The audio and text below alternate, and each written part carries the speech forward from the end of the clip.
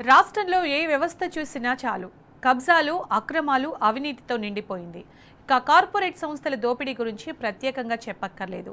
Mega సంస్థకి ఇప్పుడు Shilpa infra తోడైంది. ఆ రెండు సంస్థల కన్ను నాదర్గుల్ భూములపై పడింది. రాత్రికి రాత్రి ఆ భూములపై ఆ రెండు సంస్థల బోర్డులు వెలిశాయి.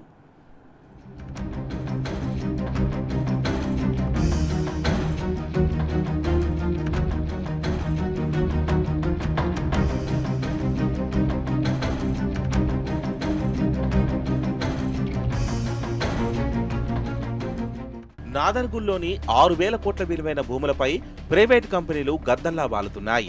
373.22 ఎకరాల భూముల చుట్టూ వేసిన రేకుల ప్రహరీ ప్రధాన గేటుపై ఇన్నాళ్లు కోహినూర్ నిర్మాణ సంస్థ పేరు మాత్రమే ఉండేది.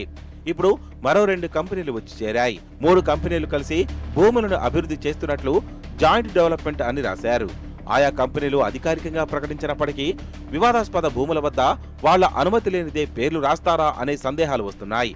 తాము 70 ఏళ్లుగా సాగు చేసుకుంటున్న భూముల్లోకి వెళ్లకుండా రోడ్డున పడేశారని నాదర్గుల్ రైతులు ఆవేదన వ్యక్తం చేస్తున్నారు. న్యాయం కోసం చెప్పులు అరిగేలా తిరుగుతున్నారు. న్యాయం చెయ్యాలని రంగారెడ్డి డిఆర్ఓ సంగీతకు వినతిపత్రం అందజేశారు.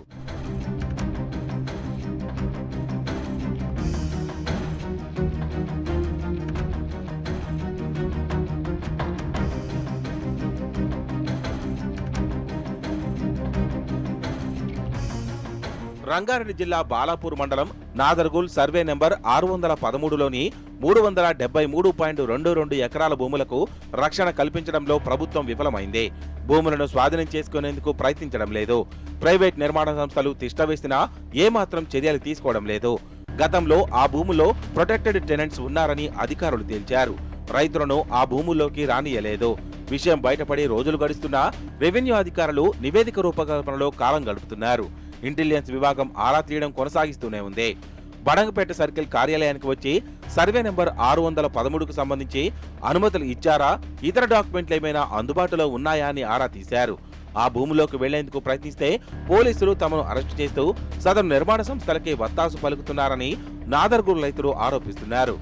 7 దశాబ్దాల నుంచి సాగు చేసుకుంటున్న భూముల్లోకి తమను రానియకుండా దౌర్జన్యం చేస్తున్నారని న్యాయం చేయాలని కోరుతున్నారు. 6,000 కోట్ల విలువైన భూములు ప్రభుత్వ పెద్దల చేతుల్లో పప్పు బెల్లాల్లా మారిపోయాయి.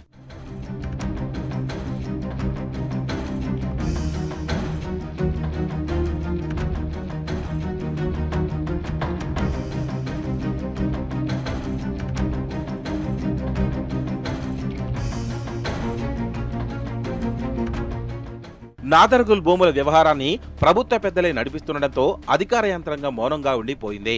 నిషేధిత జాబితాలో భద్రంగా ఉన్న 373.22 ఎకరాల భూములు చేతులు మారుతున్నాయి. క్షేత్రస్థాయిలో కంపెనీలు వచ్చి చేరుతున్నాయి.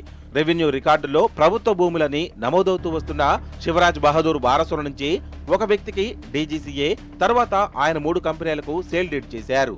తర్వాత భూములను బ్యాంకుల్లో తనఖా పెట్టారు. ఆ భూమి చేతులు మారుతూనే ఉన్నాయి. కొన్ని రోజుల కిందట ఒక నిర్మాణ సంస్థ తమకు డెవలప్మెంట్ అగ్రిమెంట్ చేశారంటూ ప్రహరీ నిర్మాణం కోసం బడంగపేట్ సర్కిల్ కార్యాలయంలో దరఖాస్తు చేసింది. ఆ భూములను కోహినూర్ అనే కంపెనీ స్వాధీనం చేసుకుని చుట్టూ ప్రహరీ నిర్మించి ప్రధాన గేటుపై ఆ భూములు కోహినూర్ గ్రూపునకు చెందుతాయని రాసింది.